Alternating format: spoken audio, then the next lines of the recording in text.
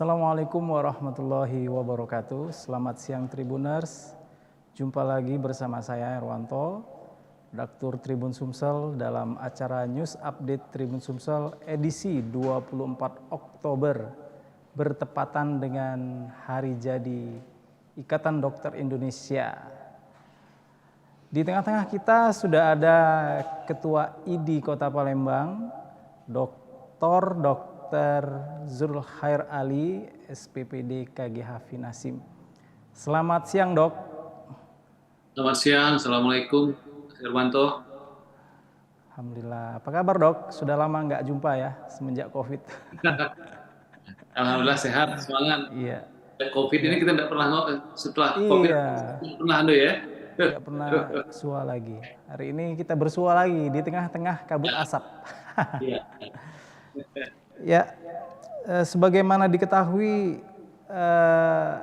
pemerintah Kota Palembang sekarang tengah membahas soal kabut asap. Pemkot akan memutuskan apakah akan memberlakukan jam kerja dan jam masuk sekolah secara normal atau masih tetap seperti hari-hari ini. Sebelumnya Pemkot sudah menyatakan meliburkan anak-anak karena tingginya partikulat udara yang tidak sehat ya. Per hari ini jam 8 pagi tadi saya pantau di BMKG statusnya masih hitam 271 mikrogram per meter kubik. Ya.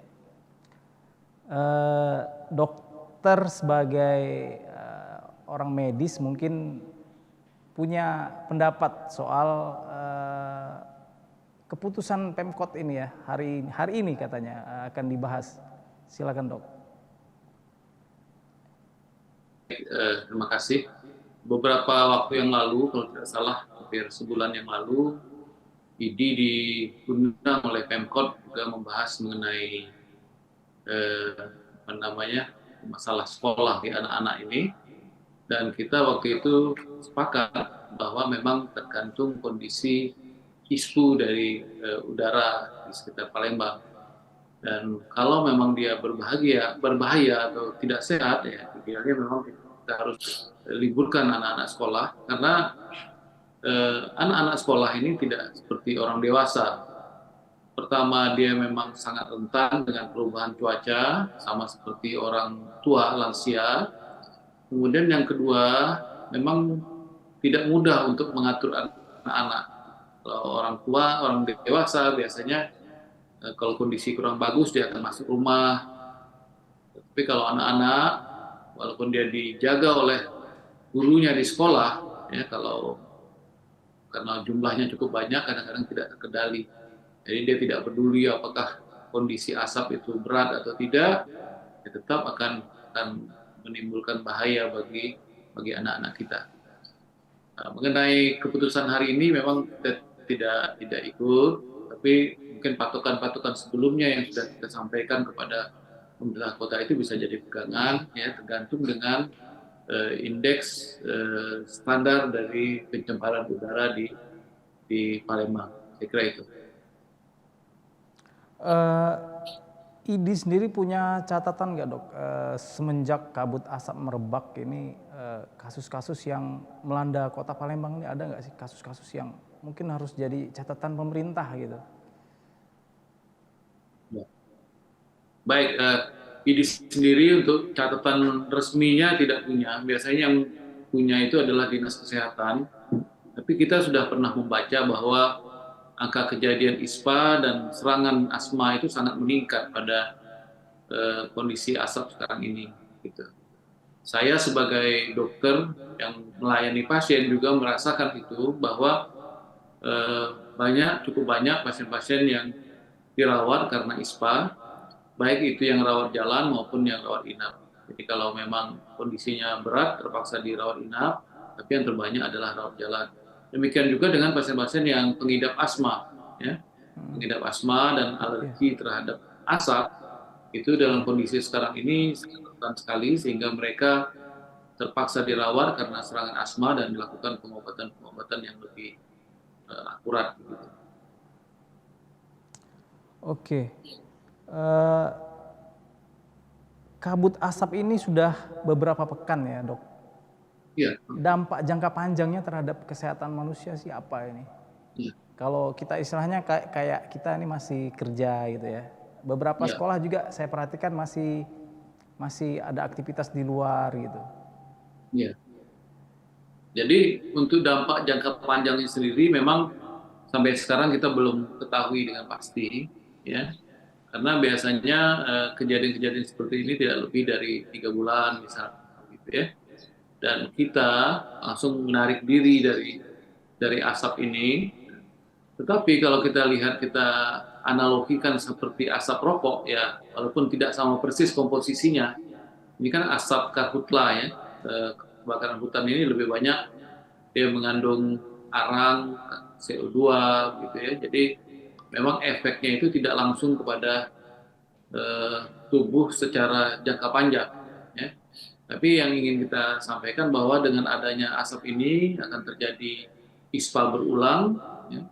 Bahkan dengan ispa berulang ini bukan tidak mungkin akan terjadi penyakit-penyakit yang sifatnya bisa kronis gitu. Terutama pada pasien-pasien yang memang sudah mengalami penyakit tertentu seperti asma tadi sudah saya sampaikan, kemudian PPOK. PPOK ini adalah penyakit paru obstruktif kronis yang banyak disebabkan oleh kebiasaan merokok.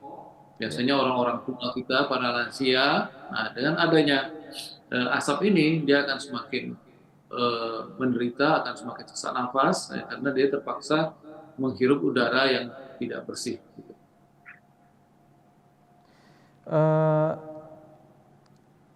Bagaimana mendeteksi diri kita sendiri ya, Dok ya, bahwa misalnya saya nggak sedang baik-baik saja nih, dan apa yang harus dilakukan ketika badan kita ngerasa nggak enak gitu.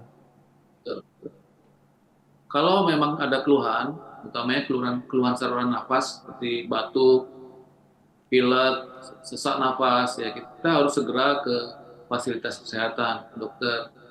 Nanti dokter akan memeriksa kondisi kita, apakah kita dalam kondisi sakit ringan, sedang atau berat.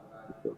Kalau sesak nafasnya yang meningkat, otomatis biasanya dokter akan memasukkan pasien ke rumah sakit, dilakukan ronsen, radiologi, dilihat bagaimana keadaan paru-parunya, sehingga harus dapat pengobatan yang lebih intensif seperti itu.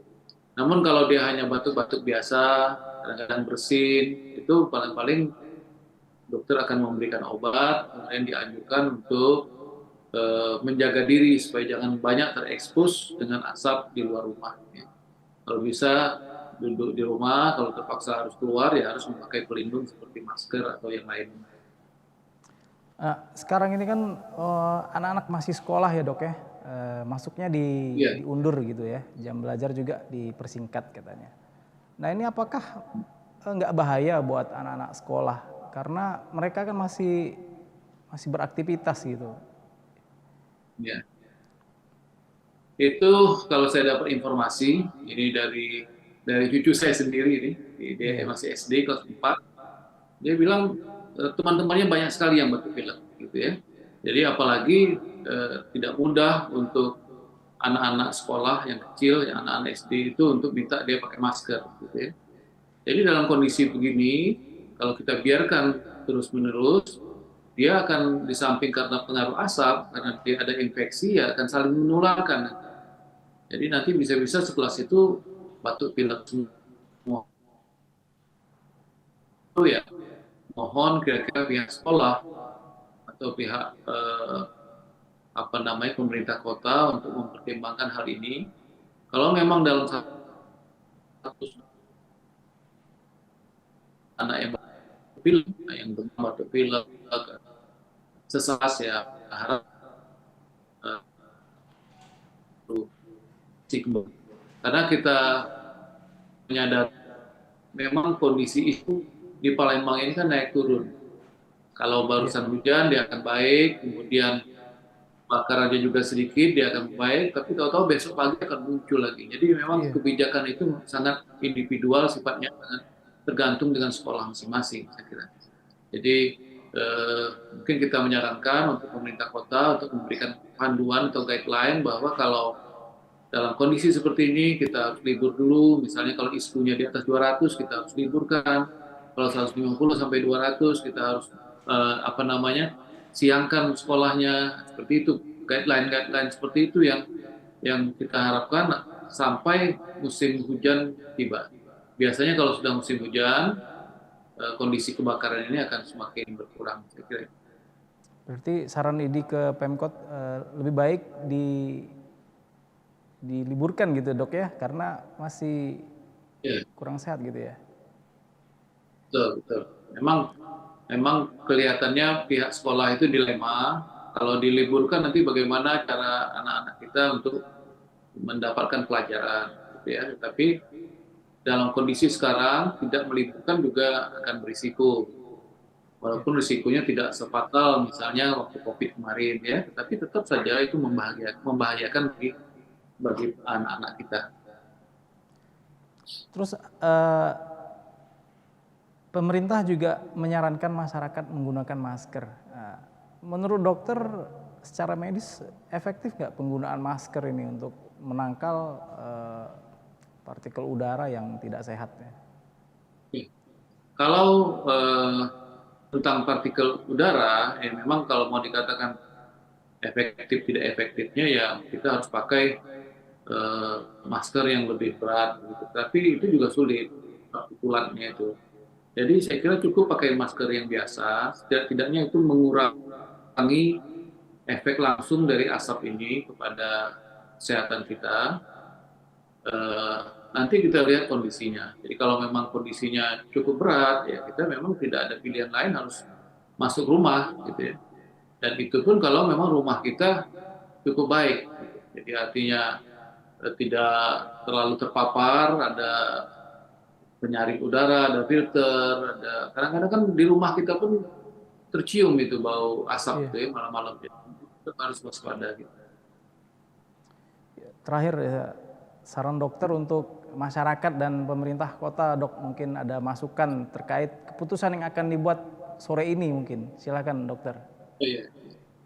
Jadi harapan kita bahwa masyarakat dapat mengambil manfaat atas keputusan itu.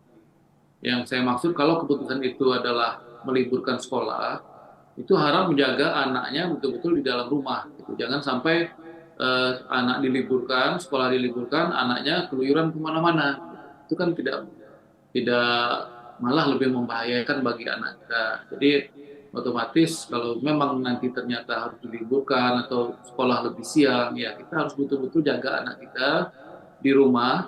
Ya, kadang-kadang anak-anak ini orang yang bekerja, anak-anak yang tinggal di rumah malah lebih berbahaya dibandingkan di sekolah. Ya. Itu yang pertama. Kemudian yang kedua, bagi para masyarakat yang bekerja lalu lalang harus lewat ke jalan, naik motor misalnya kan yang terekspos langsung asap, mohon dapat melindungi diri ya pakai masker dan dirasakan efektivitas masker itu apakah cukup 1 lapis atau 2 lapis, ya. Dan upayakan seminimal mungkin kontak langsung dengan asap. Jadi tidak perlu keluyuran, misalnya teman-teman di ojek online mungkin ya cukup keluar jalanan kalau memang ada pesanan gitu ya. Jadi memang seminimal mungkin agar tidak terpapar dengan asap ini. Oke, terima kasih banyak dokter sudah bergabung bersama Tribun Sumsel. Sekali lagi kami mengucapkan selamat HUT IDI yang ke-73 ya. Semoga sukses. Baik, terima kasih Hermanto. Ya. Mudah-mudahan melakukan hari ini bermanfaat untuk kita, untuk masyarakat kita, sehingga kita terhindar dari bahaya yang lebih berat. Terima kasih. Assalamualaikum warahmatullahi wabarakatuh. Waalaikumsalam warahmatullahi wabarakatuh. Ya, demikian pemirsa bincang-bincang kita bersama Ketua IDI Kota Palembang, Dr. Zulkhair Ali, siang ini dengan tema bertahan di dalam kabut asap. Demikian bincang-bincang kita, mudah-mudahan kita bisa jumpa lagi pada pekan mendatang dengan tema-tema yang lebih menarik. Wassalamualaikum.